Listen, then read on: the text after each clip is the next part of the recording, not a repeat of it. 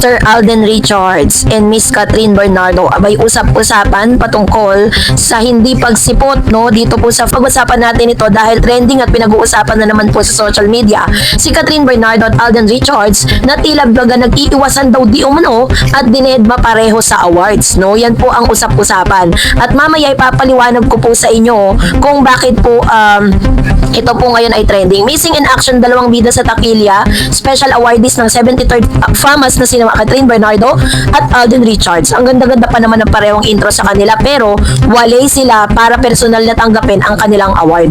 So, bali pangatlo na ang FAMAS sa mga award-giving bodies na nagbigay ng special na parangal sa Katden dahil sa more than 1 billion na kinita ng second movie nilang Hello, Love, Goodbye. So, dahil dito, may mga nag-comment. Sabi dyan, tinanggihan ni Alden dahil ambassador siya ng Casino PH. Yung award ay sponsor ng Bingo Plus. So, yun po yung isa sa mga dahilan kung bakit si Mr. Alden Richards ay hindi pumunta or dumalo doon po sa awards night na yun dahil alam niya na ang sponsor po nun ay Bingo Plus which is siya po ay nag-endorso ng Casino PH.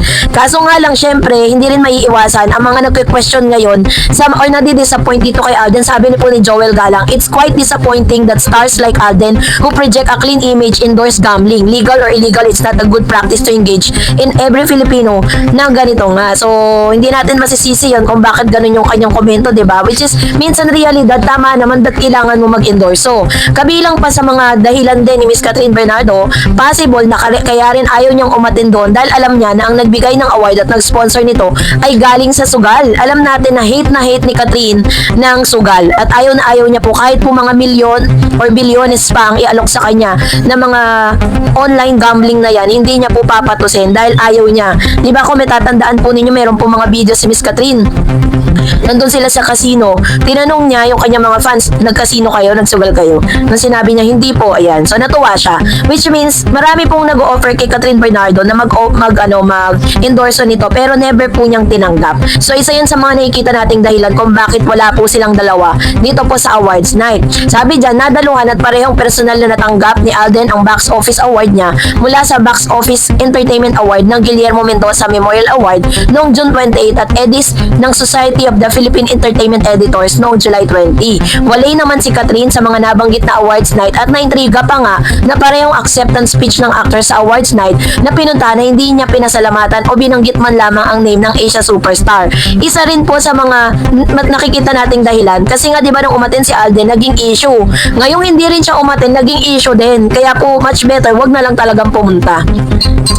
Kumalat pa nga na may mga alitan daw ang Katden. Komento tuloy ng netizen at may mga tambay sa online world. Baka nga raw nagsawa na rin din si Tisoy dahil palagi siyang dinidedma ng collab team sa awards na nakakamit ng movie nila.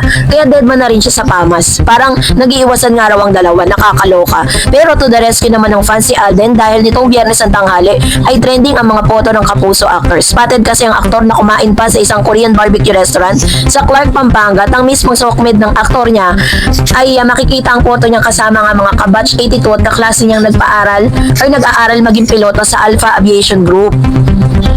In fairness to Alden, shinare naman niyang kanyang Instagram story ang kuha sa PAMAS stage kung saan naka-flash ang pagkapanalo niya sa LED screen. Anyway, inulan naman po ng congratulatory messages ang Katden sa SOCMED dahil dinedma nila ang 73rd FAMAS Award Nights. Pero nakakaloka pa, may mga memang netizen na tila nagpuurot dahil kinabog daw ni Arjo Ataide sa pagiging best actor si Alden. So, yun po yung ilan sa mga news na nagkalat ngayon. Kaya po talagang tinatanong ng mga netizen anong nangyari kay Alden Richards. So, para lang po malinaw sa inyong lahat. Kaya hindi po totoo yung mga fake news na nagkakalat ngayon na meron talagang tampuhan or meron pong hindi pagkakaunawan si Catherine at Alden Richards.